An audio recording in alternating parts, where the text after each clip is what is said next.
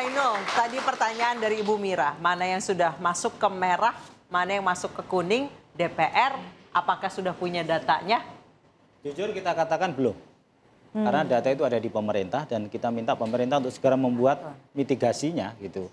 Karena dalam rapat dengar pendapat, dalam rapat kerja dengan Kementerian Tenaga Kerja yang mitra kami di Komisi 9 dengan Bang Noel kemarin itu masih peta global tentang potensi PHK jumlahnya sekian di sektor ini segala macam. Tapi Tapi DPR sudah dapat sektor-sektornya kan? Mana saja yang masuk merah? secara makro sudah. Tapi detailingnya masih kita belum dapat ya. Baik. Gitu. Nah, kita akan dalami terus ini melalui proses-proses persidangan yang ada di DPR. Kita kan ada RDP, ada Raker, ada juga kita fungsi pengawasan, ada juga fungsi budgeting termasuk dalam ini kita dorong. Di fungsi budgeting misalnya melalui badan anggaran di Banggar kita akan dorong adanya insentif, misalnya insentif fiskal dan juga ada relaksasi untuk pengusaha-pengusaha yang memang dalam posisi yang tadi itu merah, kuning, misalnya gitu. Nah, kita butuh sinergi ini dengan Bang Noel ini untuk segera membuat petanya ini, Mas, mitigasinya ini. Ya. Biar kita tidak gelap gulita ini, jangan sampai nanti tahu-tahu ada satu perusahaan PHK masa lagi, nanti perusahaan satu PHK masa lagi, sehingga kita tidak tergagap-gagap gitu.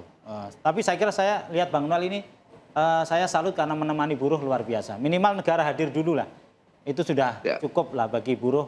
Untuk sementara ini bahwa mereka tidak sendiri. Oke, Bang Noel, singkat saja, apa yang bisa disampaikan kepada buruh supaya mereka bisa lebih tenang menghadapi kondisi seperti ini?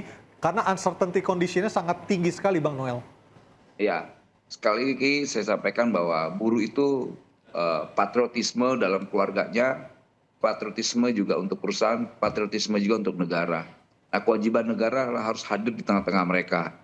Makanya kita sampaikan sekali lagi, terkait hal ini kita harus punya semangat atau optimisme lah, karena ke depan ini kan negara ini sedang bekerja, lakukan hal-hal yang terbaik untuk kawan-kawan buruh, untuk juga pengusaha, ya itu pasti beruntungnya buat negara, karena kita tidak mau ke depan ini dengan narasi Pak Presiden bahwa Indonesia menuju 45, Indonesia unggul ini malah hancur gara-gara hal seperti ini. Makanya tadi saya sampaikan di awal, ayo terkait yang sangat-sangat birokratif yang merusak, ya coba kita evaluasi ulang atau kita kaji lah agar investasi yang masuk ke Indonesia ini atau para pengusaha ini sedikit ada kenyamanan, karena ini kan saling menguntungkan. Kalau pengusahanya untung, ya pasti juga ini terkait dengan kesejahteraan buruhnya.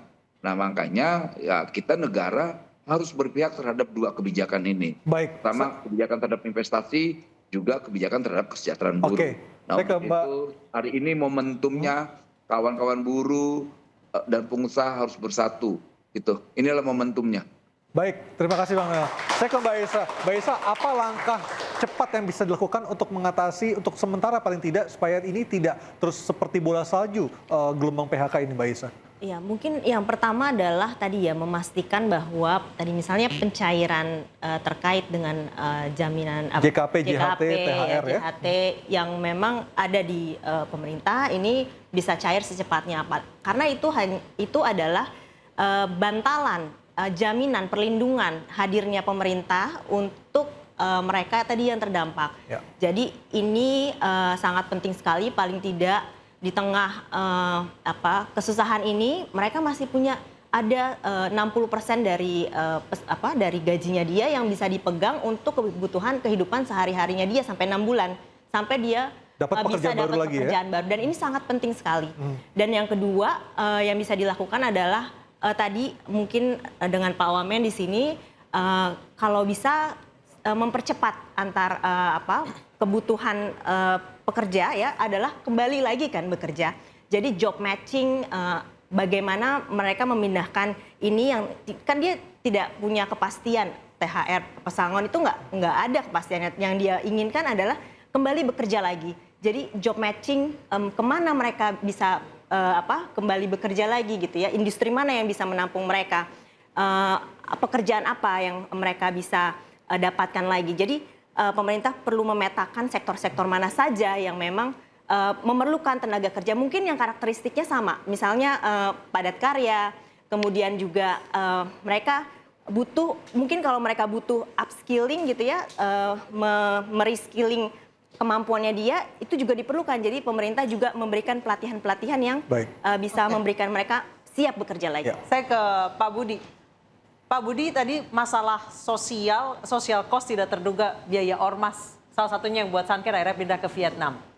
Sejauh ini apa harapan Anda, tindakan tegas dari pemerintah, atau mungkin dibuat penindakan langsung atau ada undang-undang khususnya, perlindungan seperti apa yang para pengusaha harapkan dari pemerintah? Ya sederhana aja bahwa semua aparat keamanan kita bisa bekerja dengan optimal supaya ormas-ormas itu tidak mengganggu produksi kita. As simple like that.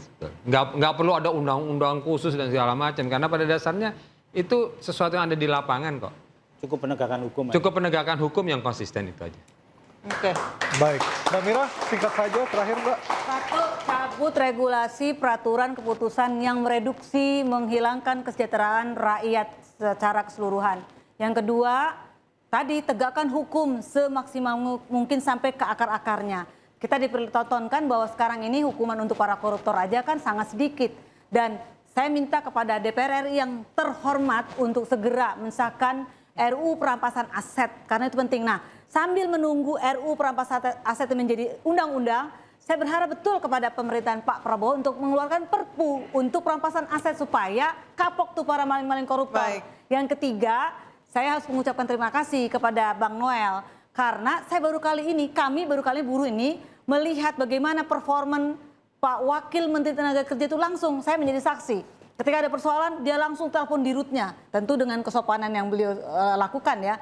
Itu yang kita butuhkan, bukan ya kami akan menampung, kami akan kaji, itu nunggu waktu. Jadi saya kira kami buruh pekerja Indonesia terima kasih ya atas langkah-langkah yang dilakukan oleh Pak Wamenaker. Ini yang progresif dan revolusioner kalau menurut saya. Jadi ini yang kita butuhkan ya.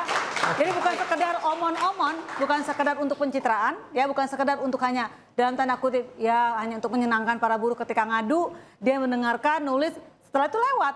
Nah tapi kalau Pak Wamenaker ini Bang Noel ini karena beliau mantan aktivis mungkin ya langsung beliau datengin dan telepon. Baik, tentunya buruh, apalagi para buruh yang baru di PKHK ini butuh langkah konkret dari pemerintah untuk membuktikan pemerintah hadir untuk masyarakat kecil. Saya Anissa Dasuki. Saya Aryo Ardi, terima kasih, selamat malam dan sampai jumpa.